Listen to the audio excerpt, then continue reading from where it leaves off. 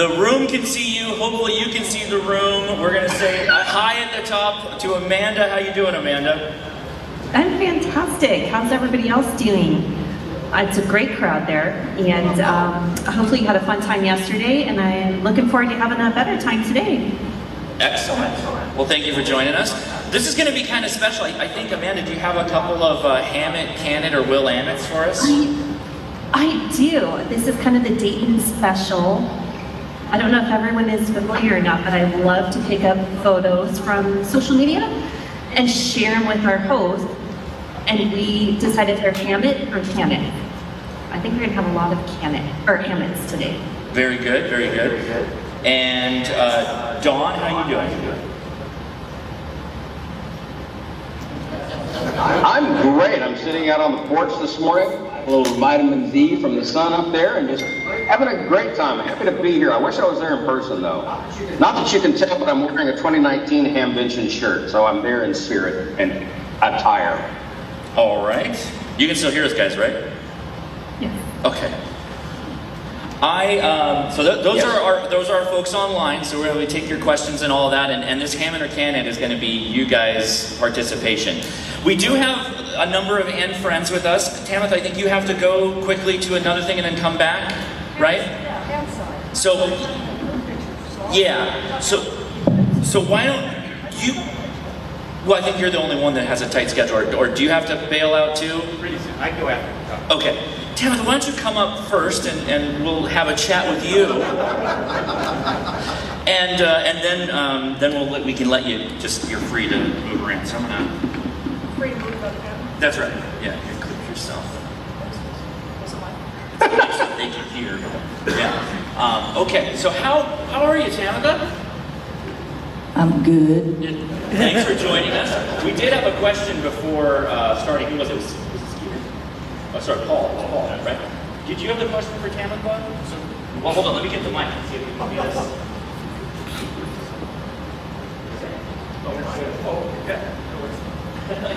Yeah, sorry. So you're the one with all the connections to the sun and everything. You're on first, close. Can you talk to it and get it to stop doing what it's doing? Because the bands are empty right now. No, sadly. Right now you're going to get a lot more of that. Oh, you got to get on that one first. Yeah, sorry. Sadly, right now you're going to get a lot more of that. Because So there's nothing you can do about it. personally, well, actually, I've had a conversation with the sun, but the problem is the sun is of two minds right now. It's got cycle 25 and 26 on the mind. Awesome. And so they're fighting amongst each other, so you won't listen to me. All right, well, if you can't do it, then we're kind of sunk.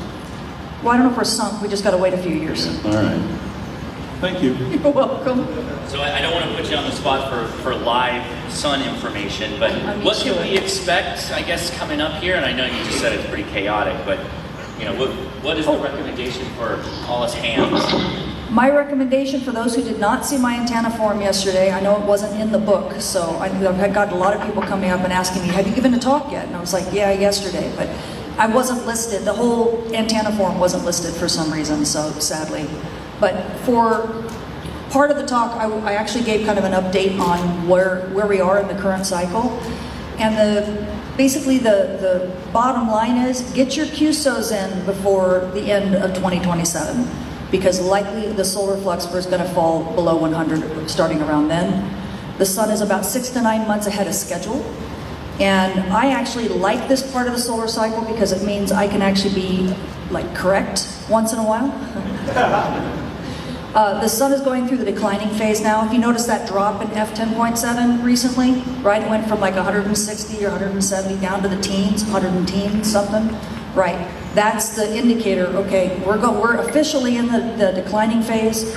So big coronal holes, so the big dark holes on the sun that take up 3/4 of the sun, right? Those are going to start getting bigger, and they'll continue to get bigger over the next about year, and then they'll start fading. But those holes, they co-rotate with the sun, so they go around with the sun's rotation. So every 27 days we get a storm because those coronal holes send fast solar wind, and that fast solar wind is just like if you have a boat in a river and you're plowing through that slow water. That's what fast solar wind does ahead of the slow solar wind. So you get this bow wave. Okay, and that bow wave, when it hits Earth, acts just like a big solar storm. So you get basically solar storms every 27 days. And if there's 2 coronal holes, one on either side of the sun, you get a storm every 2 weeks. Okay, so this is going to be the stormy season. Now, that being said, right, I know. Yeah, solar flux drops, storms go up. This is not a good boding well for radio propagation. You should get an increase in sporadic E, because now we're being bathed in solar storms and particles all the time, and that has a tendency to make sporadic E increase a little bit. So that should help a little if you like the E layer, right? It has to be you have to be E ticket. Yeah, I just made a contact on sporadic E. Did you? 200 miles before hopping on a plane coming. Yeah. Awesome. Okay, so there you go. Proof positive. See? Hey, I'm right. Oh god. Anyway. But the nice thing is expect that space weather for the most part, except for those eruptive events, right? The big coronal mass ejections that occur. We still can't really predict those, but the coronal hole, the fast solar wind, we can predict those. And there actually is a way. If you've been to Contest University, I also gave a little bit of a tutorial on how to predict which of those fast solar wind waves will actually help radio propagation. Because northward pointing field from the solar wind actually helps radio propagation. It kind of stabilizes that ionosphere. Southward field is what you don't like. So BZ positive you don't like, or excuse me, you do like. BZ south, BZ negative you don't like. And there are certain ways of telling that with the coronal holes. You can tell what kind of wind you're going to get, especially near the spring and the fall equinox. So if you see, you can actually remember this acronym. It's called SNAP, S-N-A-P.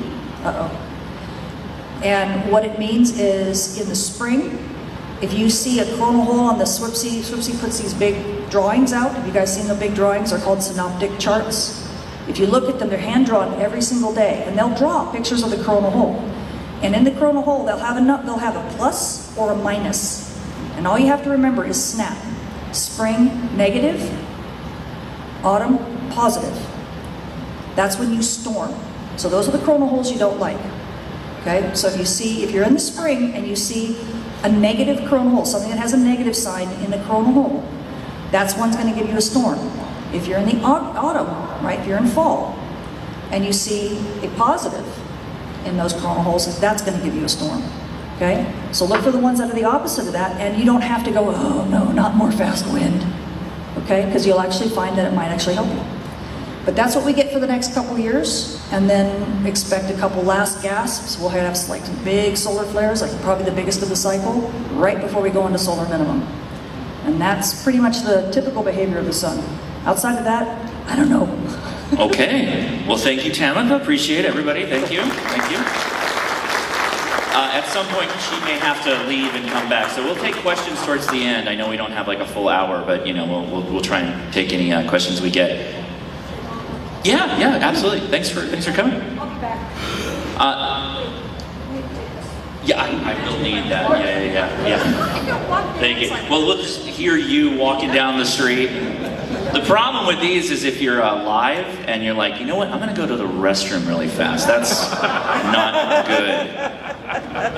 After multiple years of doing live streams, I have done that exactly one time, right? It was an Apple chat, I think. Not good. But we were hours into it, so nobody was watching anyway, so it was fine. Steve Goodgame is here as well. We're going to get an update from him. And then I see Ray Novak in the back. He's joined us as well, so he's going to hop on camera in a second as well. I really appreciate everybody coming in. We got a lot of and friends. This is fantastic. I think is this our third year of doing this one? Yeah. I got to get a picture of that later. Come on in, Steve. Let me take you up here. And our host on the phone, you still hear us, right? Okay. Coffee. Yes, just fine. Oh my goodness, hold on. There we go. This is for vertically challenged people? Yeah. No, we're good. I can do it. You got it? Yeah.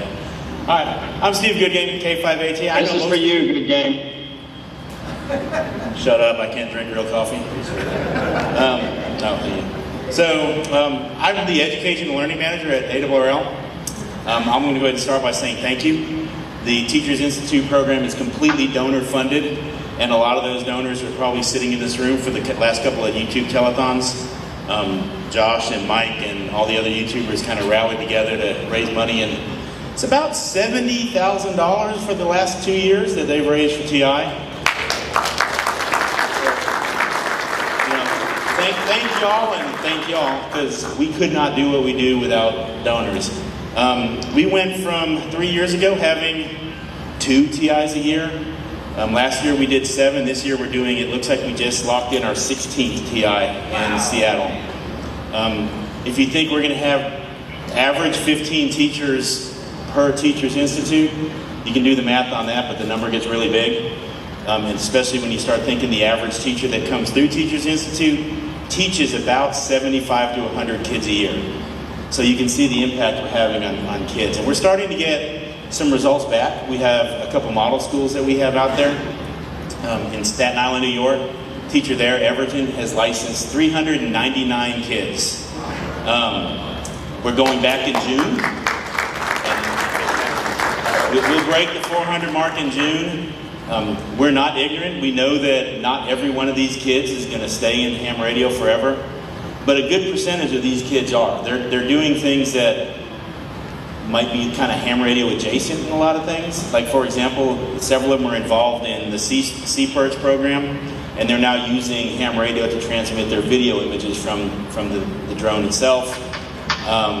They're building solar cars, and they're building a solar car that is specifically a ham radio station. They're not going to win any races because it's going to be heavy, but they don't care because they're going to be transmitting and having contacts the whole way. So these are the kind of things that we need kids to be doing, and we could not do that, like I said, without you guys. We also have a full STEM curriculum that's completely aligned to national standards and state standards. That's going to come out completely free of charge for teachers and schools and anybody who just wants to get it. That'll be ready August 1st. If you're curious about what's in it, I have some samples at the booth. I'm more than happy to step you through it. What else we got? I do want to see that, actually. I've got the whole scope and sequence there. You're going to have to bring your reading glasses because there's a lot of information on not a lot of pages, so it's small, but it's completely standards aligned. Which, those of you, anybody in here a teacher? So the trick to getting principals to say yes, you can use something, is it has to be standards aligned. And what we've done is we've spent a significant amount of time and money to have this made. It's completely importable into any school learning management system, and it's aligned so that the teacher can just take a lesson and pretty much copy and paste it into their lesson plan template, whatever their school uses, so that they can kind of pass muster to get to do this stuff. I'm happy to answer questions also. As we That's fantastic. That's great news. I do have a question. So you've been doing this for a while now. 16 TIs. That's amazing. Given all the different things that you've been involved in and the people involved in TI have tried, what do you find is the most effective way to get a younger person? Not just a license, I think that's kind of the end goal, but kind of start the flame, to get that ember going. So kind of like I alluded to earlier, the trick there is to let them experiment with radio the way they want to. It's okay to break things, just don't break expensive things if you can help it. But you have to understand that they're kids. So a funny story I have is when I was first teaching one class of kids to solder, one of them went through half a roll of solder just because he was amazed at the fact that the longer he touched it, the faster it, okay, so he learned something. I'm okay with that. It cost me a few, in fact, it didn't cost me anything because MFJ sent me a bunch of solder. But that's the kind of thing, is let them experiment with the way they want to. I've got kids playing with Meshtastic devices because they were interested if they could, set up a mesh network in New York City. And so I said, here, take 30 of these things. It's all about letting these kids experiment. Yeah, we'll be talking about Meshtastic hopefully if we've got some time later. But questions for Steve. We'll take one or two now because you do have to head out of here, right? Yeah, I've got a few minutes though. Okay, so hold on. I'm going to run over. And hello. There we go. And remember, Steve is at the ARRL booth, so you can go ask your questions over there. But who had the question? Right here. What age level are you focused on? For kids, we're trying to pull teachers in that are 6th grade and up. We do take the occasional elementary school teacher if it looks like maybe they have a program that can fit. But 6th grade through 12th grade, we actually have some collegiate people coming as well. because it's important to include those people. A lot of times, those kids are, like my daughter, for example, she's at Ole Miss, and she's probably one of the only hams that we know about on campus. So, it's important to give them a platform too. So if we get teachers that come in, like physics teachers, engineering teachers, they can try to start some of these programs too. Good question. But yeah, do go talk to Steve at the ARRL booth and everything available. While I was standing up here, I jump scared myself with Flat Dawn. I was looking at you and I saw it with the corner of my eye. That was kind of scary. But Steve, thanks for coming out. No problem. Yeah, again, come to the ARRL booth. Come on. I have one last thing to say. We're having a youth rally this afternoon between 1 and 4. I'll apologize now if you get hit with a directional antenna while kids are running around doing a fox hunt. But it's going to be a great event. It looks like the weather is trying not to cooperate. Carlos was going to do a parachute mobile jump, but he apparently got nixed because of the wind. And that also. Oh, they did cancel that? Looks like it, yeah. Oh no. Okay. And it might kind of nix our balloon launch too. I think we're going to let it go anyway, and just see what happens. Power companies love that. It's like, what had happened was hit the tree. But yeah, so if you see kids running around, especially if you see them confused, don't be afraid to help them. That we had several hams last year that were, they were out doing fox hunting, and people stopped and gave them tips on how to do it better. So, please engage with them. Kids a lot of times feel like a second-class citizen at things like this. Same thing with contesting. We tell them they're welcome until they're not. So, if you see one and you're like, hey, why don't you try this? Trust me, it makes an impact. So, and once again, thank you for everybody who has donated, who supported us. Hey, I just saw my weather app. It said that the wind should start dying a little bit after 11 o'clock. So maybe we're lucky on the balloon launch. So it looks like after 11 o'clock we might get lucky. So. All right, excellent. All right. Thank you, Steve. Again, thanks for all the support to the community and the kids and everything.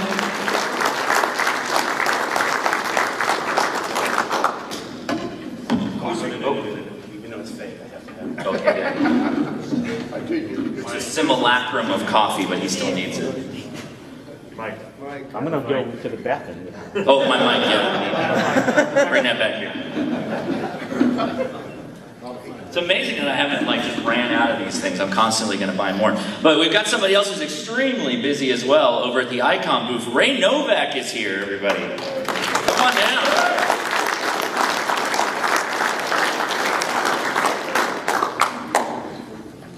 We're actually giving him a little bit of a break by coming out here, actually. Stretch his legs a little bit and walk. It's going to be a busy day. Ray, thanks so much for coming out. Appreciate you. Go ahead, I'm going to mic you up while you start talking. Well, I got a question for the crowd, and I'm going to go ahead and raise my hand right now. How many of you still melt solder just to see how it disappears to solder? I absolutely do. Yeah, don't talk about the kids like they're doing something wrong. Come on, man, that's the fun stuff. Just, ooh, look at that. And then the next thing you see is a big blob over your PC board going, oh my God, how am I going to clean up that mess? Well, a real story for you. I mean, Steve mentioned MFJ earlier. I've been with ICOM for 31 years, going on 32 at the end of this month. We'll start my 32nd year. Before that, I worked at MFJ. And I can honestly say I'm a product of Mississippi Public Education, just like Don Wilbanks. Me too. No comment, Don? Oh, he's frozen. Uh-oh. Anyway, true story. Let me see. Did we lose Don? We had a... Oh, no, wait. He's back. He's just muted. Can you hear us, Don? Oh, no. That's the best way to have Don. Amanda can say whatever she wants to, but a muted Don is just I think they can hear us because Amanda's laughing, so the jokes are landing. But okay. I don't think Don's getting it. True story. Technician at MFJ. All of a sudden, we hear him scream. He's taken a soldering iron, his back itched, and he hit his back. Honest to God, true story. So I've never even heard of something like that. A back scratcher? He used it as a back scratcher. Oh, no. And if he's a ham and still watching, Tony, we love you, man, but no, that was the wrong end. That's the cooking chicken smell and the burning Yeah, I was going to say, smell. that was well before memes, and if it smells like chicken, you're doing it wrong. So did we get Don? Can you hear us, Don? That's so funny. Okay, we got something from him. So Yes, I can hear you. Well, Ray, first I just want to say thank you on behalf of Ham Nation for continuing to support what we do, but not just, when I've been hosting, but for the over a decade of support to Ham Nation. It's amazing. Amanda, don't kill me. I'm trying to keep back the tears too, but Bob Heil approached me before he started doing Ham Nation. Gave me the concept because he knew ICOM was doing different videos with ICOM Radio News. I mean, our first ICOM Radio News has a copyright date of 2001, well before YouTube. Wow. And Bob's like, we got to do something. We got to let people know about this great hobby. And I told him, man, we're on board. But let's see what the other manufacturers will do. Don't say anything about our support until you get everybody in the industry. Because there's a little bit of professional jealousy. If we're the first one to do it, it's guaranteed that the other guys won't follow along. He came to me 6 months later and says, we need to really move with this. I said, you're on board. We have been on board with Ham Nation since its inception with the Twit Studios and, help me here. I don't even know. We don't have a studio. We've got a room with computers in it. I was trying to remember the guy, W6. Leo, thank you. Leo. Oh, Twit. Yeah. Leo Laporte. Sorry, Leo, if you're watching, man, sorry about that. But ever since the inception of it, ICOM has been behind the scenes. When Bob said it's time to move on, do different things, I'm like, no, Ham Nation is too valuable to the amateur radio community. I've got a friend of mine, let's talk. Next thing I know, Bob and Josh hit it off. Gordo says yes. George says, you guys are running me ragged here. I need to focus on Amateur Logic, but I'll continue doing your advertisements for you. So it's all come together, and look forward. It was 10 years at Twit. Yes, right. That's my understanding. And you've been doing it for how long? What are we, year 3? Year 3, wow. On to year 3. Oh, yeah, I think so. So keep supporting it. Let's stay in here for the 25th anniversary, all right? Thank you, Ray. Thank you, ICOM. We appreciate you. So everybody, thank you.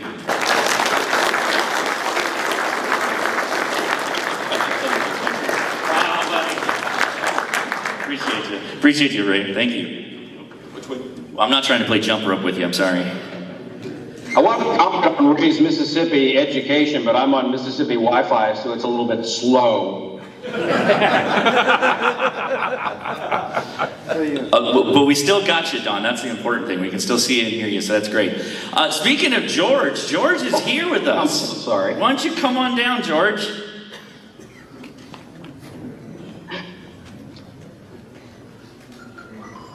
And everybody's going to hear that. Have you been hearing? If you're walking around, those are the mesh-tastics. All right, we got George. Good morning, everybody. Good to be here. And yeah, I'm still around, still doing videos. Hello, Don. Hello, Amanda. Good to see you two as well. I'm still doing videos with Amateur Logic. We started that in 2005. So in October, we'll have done 20 years worth of videos. We got started about the same time as YouTube. We didn't think YouTube, we didn't know if it was going to be anything or not at that point. So when we uploaded videos to it, bandwidth was kind of scarce then. We just uploaded the lowest bitrate copy we had. I think it was Windows Media Video. It's when you had to fax your videos into the internet? Yeah. Oh, yeah. Yeah, we ran BitTorrents when we started. That's BitTorrent, yeah. Oh, wow. So we're still doing it. Got a good crew. Myself, Tommy Martin, and 5Z&O. Emil Diodene, E5QKR, known as a cheap old man. From New Orleans, but he has moved to Mississippi now. So we're getting more and more Mississippi folks in the video biz. I mean, that's 3 of us you've had right here in a row. Yeah. We've also got a Mike VE3MIC from Barrie, Ontario. So far the tariffs have not hit him, so he's still with us. And we just do a variety of things, whatever we want, no particular plans. We usually don't know what's going to be on the show till, I don't know, maybe a week or so before it happens. Recently, I converted an old PC power supply to use for just multi-purpose things. I won't say ham because, you know, they're limited to 12 volts, and you really want 13.8. But that's one of the projects I did. Tommy's been playing with Matchtastic. Email's just been doing cheap stuff. And by the way, we found out he's not really cheap because he just bought a new property and has got all these accoutrements to go with it. And He's just good at saving. Yes. Yes. He's been buying real, actual radios. Oh, okay, yes. So, you know. Well, we've had a good time. Over the years, we had a friend in Australia who was with us for a number of years, Peter, VK3PB. So we had a little down under flavor. We stay in touch with him. He's still around. My friend Jim, you may remember Jim with the torch. If you watched Ham Nation early on, we ran that a time or two. Jim dropped out of ham radio for a good while. He just came back, and we've been having a lot of fun. He's building antennas again, starting to get active. It's cyclic with him, you know, kind of comes around. Of course, Randy and I, we've been doing, yeah, we've been doing it for a long time. Is this on? Yeah. Okay. Yeah, we got started about around the same time. I think. Yeah, you do one week, I did something else, and that keeps you really busy trying to keep stuff into So you found out. Yeah. You know, when I first started doing Ham Nation in the early days with Bob and Gordo, I was working from home. I'm a broadcast engineer. I've worked in radio and television all my life, but I had taken out like a 20-year stint where I wrote software for radio stations, so I worked from my office at home. And I had plenty of time to create videos every week or so. So that's when we had all the early smoking solders and covered a lot of different topics. But then I had quit radio. I'd gotten burned out. You know, we started out, I just had 2 stations, one AM, one FM, like that's all you could have in the city, and then consolidation. And Don knows all about consolidation and what happens when you put 6 stations under a roof. And well, the company I work for, it eventually turned into iHeart, but they bought all these other stations that were on their last legs. So I had a bunch of junky transmitters and trying to keep it up. I got burnt out on that. So I wasn't doing radio when I got into Ham Nation, so I had plenty of time. Then another group in the Jackson area convinced me to come back in. So I started doing broadcast engineering again, which takes a little time and you're on call all the time. So it cut back a little bit on the amount of time I had. And then COVID hit, and the company laid off a few people. They don't lay off the engineer. Yeah, no, they need those, yeah. And then the main guy who was doing IT for the company, or right in Jackson anyway, he passed away. So those duties came to me, and it just got to where I couldn't do all these different things and come up with a weekly episode. So when Ham Nation and Twit parted ways, that looked like a good jumping off point for me. So, because I have my own 2 shows that I've been doing all along, Amateur Logic, first, I guess, regularly produced ham radio videos, and Ham College, we started a number of years ago. So, yeah, I go as Professor Thomas, and my cohort is Dean Martin, Tommy Martin.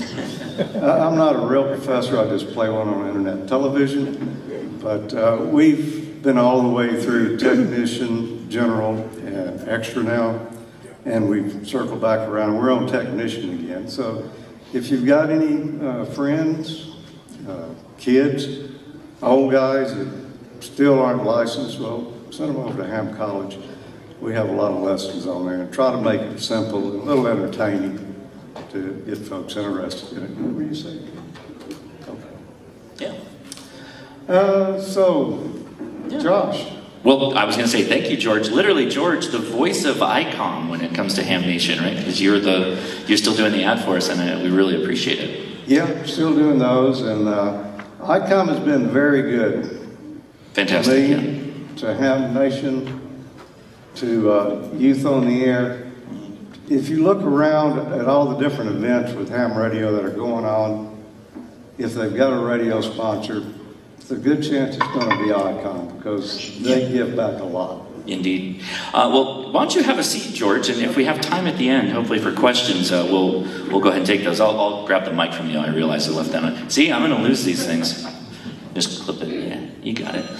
All right. Well, thank you again. And Randy's here, and Randy apparently is working the PA with the Mesh-tastic. So let me get that wireless mic from you. Let me take that right now. But Randy, come on up. You've been touring the country and playing radio and been on a lot of episodes of Ham Nation, but what have you been up to recently? Oh boy, get me clipped on here. Yeah, everybody's getting clipped. I just started here with a couple of questions for the gang here. How many went to the Spurious Admissions concert last night? Weren't they fantastic? That was fantastic. If they do it again, they keep saying it's their last year. If you didn't go this year, if they do it next year, you really got to get over to the hotel, go listen to them. Tim and DXE have a great big pizza party after, so all sorts of going on. How many people are getting more than 4 hours of sleep here? You're not having enough fun at Hamvention. You can sleep on the airplane going home.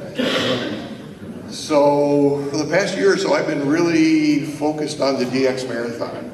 If you're not familiar with what that is, it's a year-long contest to see how many DX entities and CQ zones you can work. And they have different classifications. So the unlimited is the people with everything and the big tower and all that. Then the limited is people with like a 50-foot tower and a tri-bander beam running 100 watts. That's what I participate in. The next one down, I forget what they call it, is people with 100 watts and a wire antenna. So you compete against people with stations equivalent to what you have. And you can do voice, CW, digital, which is, FTA, which is what I do. I don't do CW, I'm not going to yell and scream for a year going into the radio. So I think in 2024 I ended up, I forget now, but well over 200 DX, and I worked all 40 CQ zones. Working zone 34. People know where zone 34 is here? Egypt. And one country over and one country down. I think there's one guy there that kind of gets on once in a while, so that's kind of a hard one. So then I, upload the log and all this stuff, and a few months later I get an email back. I had 6 stations removed. So one was on a boat, so that didn't count, and stuff like that. So I'm deep into it. I was kind of hesitating to start because it's a year-long thing that you get into. So by January 5th, I think I'd worked 100 DX in 30-some zones. So you can really start racking up stuff, and then you connect JT Alert, so it knows what countries and what zones. I chase Canadian provinces. I have it set for CODA, so it keeps beeping and talking to me. If I'm not finding a DX guy, I work a CODA guy, because they're always looking for contacts. And so I'm, I think, over 200 countries at this point, and I think 39 zones. Still waiting for the guy in Egypt. I have Ham Alert on my phone. It tells me when he's on. My phone tells me when Josh is on Saturday afternoon and things like that. So that's what I've been playing with a lot. Yeah, let me, with everything that's going on with the solar cycle, how many of your contacts so far have been on 10 meters? A lot on 10, a lot on 12. A lot of times the DX will be over on 12 because maybe he doesn't get hammered as much. So that's good. This is the time, use it or lose it until the next cycle, right? Yeah. And I want to thank Josh for organizing getting a Hamvention software version from the developers here. And he's done a couple videos and done some postings and shows how to do it. And I got the video and I started doing it one afternoon and I have, the T-Deck, and I have a V3, and I loaded them up, and they're sitting there, and they won't talk to each other. I'm texting Josh back and forth, he's, weird and stuff. And Wait, it's still not working? Well, it wasn't at that time. Did you do the reset?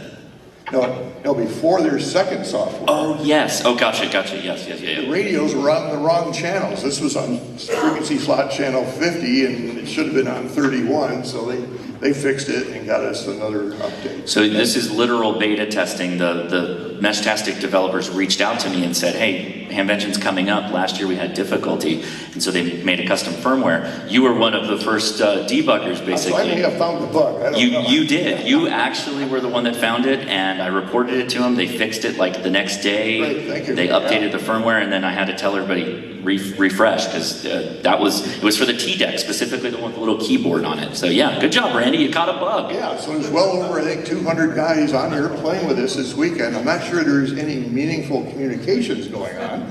There were some people talking about parking is better today than yesterday, and somebody... We almost had a tornado last night, Randy. Yeah. We were doing serious emergency communications. Come on.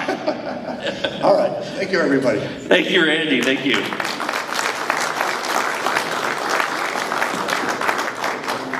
And see, I let him walk away with the mic again. Hold on, here we go. Okay, since it's an hour, right? Is it an hour, or when are we done here? How many?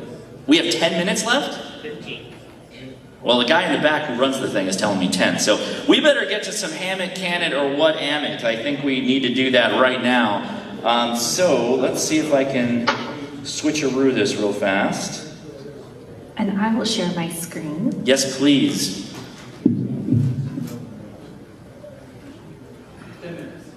Okay, very good. Let me change this over real fast.